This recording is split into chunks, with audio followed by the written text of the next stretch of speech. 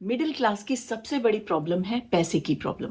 भारत के अगर आप आंकड़े देखें तो सिर्फ 10% पॉपुलेशन है जो रिच कंसिडर होती है। 50 से 60% पॉपुलेशन मिडिल क्लास पॉपुलेशन है, जिसमें upper middle class, middle class और लोअर मिडिल क्लास है, और बाकी एक पुअर कैटेगरी में आती है। और ये सिर्फ भारत के आंकड़े नहीं है, ये पूरी दुनिया के आंकड़े हैं। तो इस वीडियो में हम बात करेंगे कि वो क्या कारण है जो मिडिल क्लास पुअर रहते हैं, मिडिल क्लास की पैसे की प्रॉब्लम है, और कैसे एक तरीके से आप मिडिल क्लास की ये पैसे की प्रॉब्लम सॉल्व कर सकते हैं। मेरा नाम है विभा और welcome to my channel law of attraction. आज इस वीडियो में मैं बात करूंगी कि मिडिल क्लास की सबसे बड़ी प्रॉब्लम क्या है। क्या आप सोच सकते हैं? वो है पैसे की प्रॉब्लम। हम हर समय ये प्रॉब्लम होती है कि हमें पैसा कहाँ से आए। हम जॉब भी कर रहे हैं, हम बिजनेस भी कर रहे हैं, लेकिन हमारे पास पैसा नहीं आ रहा। और मिडिल क्लास ऐसे ग्रुप है जो सबसे ज्यादा बजट बनाता है, सबसे ज्यादा कॉम्प्रोमाइज करता है, सबसे ज्यादा सेव करता है। फिर ऐसा क्या एक कारण है कि उनकी पैसे की प्रॉब्लम सॉल्व नहीं होती? आपने देखा होगा मिडिल क्लास की फैमिलीज, मैं भी एक मिडिल क्लास से आती हूँ, और जब हम पैसे की कमी थी तो हमने बहुत सारे कॉम्प्रोमाइज किए। हमारे पेरेंट्स ने बहुत सारे कॉम्प्रोमाइज किए हमारे लिए। हमें अच्छे कपड़े लेने के लिए दिवाली की वेट करनी पड़ती थी, हमें कोई और चीजें लेने के लिए बहुत बार सोचना पड़ता था। सेविंग भी हमारे पेरेंट्स बहुत ज्यादा करते थे। कॉम्प्रोमाइज तो इतना करते थे कि हमारे पेरेंट्स कभी कहीं घूमने नहीं जाते थे कि पैसा नहीं है इतना। हालांकि बहुत एजुकेटेड फैमिलीज हैं, बहुत पढ़ी लिखी फैमिलीज हैं, जॉब करती हैं। एक सिर्फ कारण है कि जो मिडिल क्लास फैमिलीज पैसे की प्रॉब्लम से बाहर नहीं आती। और वो प्रॉब्लम क्या है? आप सेव करते हैं, लेकिन उस पैसे को कहाँ रखते हैं? बैंक में रखते हैं, अपने सेविंग अकाउंट में रखते हैं, या ज्यादा से ज्यादा वो क्या कर देते हैं? एफडीज में रखते हैं। मेरे पेरेंट्स अभी तक पैसे को या तो सेविंग में रखते हैं या एफडी में रखते हैं। और ये बहुत बड़ा कारण है कि मिडिल क्लास एक पैसे की प्रॉब्लम के ट्रैप से बाहर क्यों नहीं आते।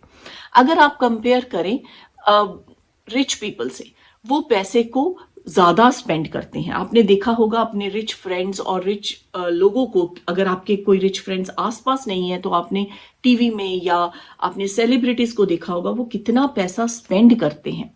तो कहां से उनको इतना पैसा आता है कि वो पैसे को स्पेंड करते हैं?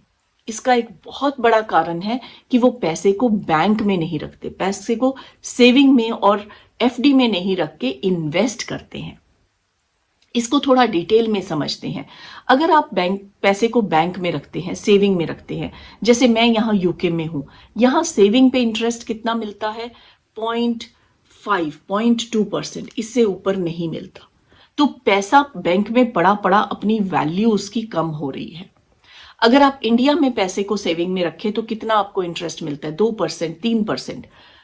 उससे ज्यादा तो आपकी साल की इन्फ्लेशन हो रही है, महंगाई उतनी ज्यादा बढ़ रही है, 6%, 7% से महंगाई बढ़ रही है।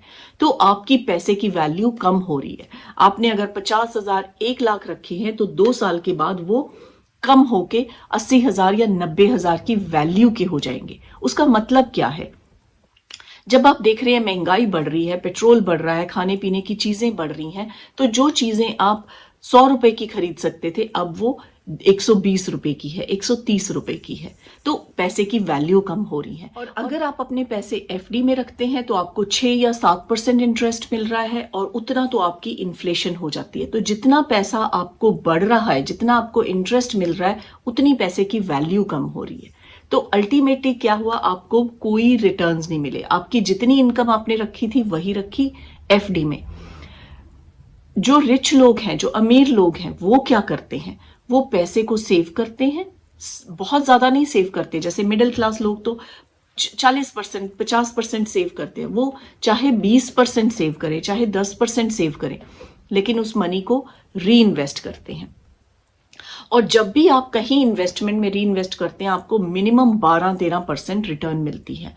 और जब आपको 12-13% रिटर्न मिलती है तब आपका पैसा ग्रो करता है। ये मैंने अपनी बहुत सारी वीडियोस में बताया है, कंपाउंडिंग का इफेक्ट, कि कैसे आप अपने पैसे को ग्रो कर सकते हैं। तो ये सबसे बड़ा डिफरेंस है कि मिडिल क्लास के लोग एक पैसे के ट्रैप में क्यों रह जाते हैं, एक पैसे की प्रॉब्लम में हमेशा क्यों रहते हैं, उससे बाहर नहीं आते। अब इसको सॉल्व कैसे करें? इसको सॉल्व करने का एक बहुत ही इजी तरीका है।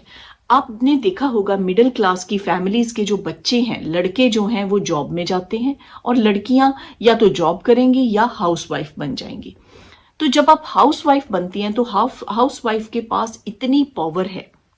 आप ये मत सोचे कि हाउसवाइफ कर बन के आप कुछ नहीं कर सकती। हाउसवाइफ जब आप घर का काम कर रही हैं, आपके पास घर का काम का बहुत बर्डन है, लेकिन वो मेंटल स्ट्रेस नहीं है। घर के काम से मेंटल स्ट्रेस नहीं है। ठीक है, आपकी फिजिकल एक्सर्शन है, तो आप अपना थोड़ा सा टाइम निकाल के जो आप सेविंग कर रहे हैं, थोड़े थोड़े पैसे जोड़ रहे हैं, उसको इन्वेस्ट करना शुरू करें। एक हाउसवाइफ, एक लड़की, एक पूरे घर का फाइनेंशियल स्टेटस चेंज कर सकती है। विद इन 1 ईयर आप उसको चेंज कर सकते हैं। आप उसको इन्वेस्ट करें, उसमें से आपको 12-13% रिटर्न आएगी। जब वो रिटर्न आएगी उसको आप री इन्वेस्ट करें, तो आप देखेंगे कि 2-3 साल में ही आपकी फाइनेंशियल पोजीशन कितनी चेंज हो चुकी है। तो ये अगर आप चीज करें, सिर्फ मेरी वीडियो सुन के आपको बेनिफिट नहीं होगा, लेकिन ये करके होगा। और मैंने ये चीज बहुत सारी अपनी वीडियोस में कहा है कि लड़कियों को फाइनेंशियल इंडिपेंडेंट होना पड़ेगा, होना चाहिए। लेकिन फिर मुझे क्वेश्चंस आते हैं कि हाउसवाइफ्स क्या कर सकती हैं? हाउसवाइफ्स बहुत कुछ कर सकती हैं। वो पैसे को सेव करके री इन्वेस्ट कर सकती हैं, और आप देखेंगे कि 2-3 साल में आप अपनी फाइनेंशियल प्रॉब्लम या अपने फाइनेंशियल स्टेटस या अपनी फाइनेंशियल इंडिपेंडेंस को अचीव कर पाएंगी। तो लड़कियों के हाथ में एक बहुत बड़ी शक्ति है, हाउसवाइफ्स के हाथ में एक बहुत बड़ी शक्ति है, जिसको अब आपको यूज करना है। आपको उसको नॉलेज गेन करनी है। और ऐसा मत सोचें कि फाइनेंशियल नॉलेज बहुत मुश्किल है, क्योंकि मैंने बहुत सारी फैमिलीज में ये सुना है कि पैसे का मामले सिर्फ आदमी देखते हैं, मेन देखते हैं, हमें तो पैसे से नहीं लेना देना, हम तो सिर्फ पैसे यूज करते हैं या हम उन्हें सेव करके दे देते हैं। ये बिल्कुल बहुत गलत धारणा है। लड़कियों को फाइनेंशियल नॉलेज होना बहुत जरूरी है। एक लड़की को, एक हाउसवाइफ को, एक मदर को अगर फाइनेंशियल नॉलेज होगी, वो अपने बच्चों में पास करेगी, वो एक घर को एक बहुत अच्छे लेवल पे लेके जा सकती है। तो अपने माइंडसेट को चेंज करें। फीमेल्स को, लड़कियों को, हाउसवाइफ्स को आप फाइनेंशियल नॉलेज लें। और आजकल तो इंटरनेट के थ्रू आपको ये नॉलेज हर जगह अवेलेबल है। आप मुझे मैसेज करें अगर आपको कुछ चाहिए इन्फॉर्मेशन, अगर कोई नॉलेज चाहिए कि आप कहाँ इन्वेस्ट कर सकते हैं। आप म्यूचुअल फंड्स में, आप शेयर्स में, आप बहुत जगह ऐसी हैं जहां बहुत अच्छी रिटर्न से आप इन्वेस्ट कर सकती हैं। तो अगर आपको मेरी ये वीडियो अच्छी लगी है तो please like, share and subscribe my channel, और मैं आपको मिलूंगी अपनी नेक्स्ट वीडियो में। Thank you so much.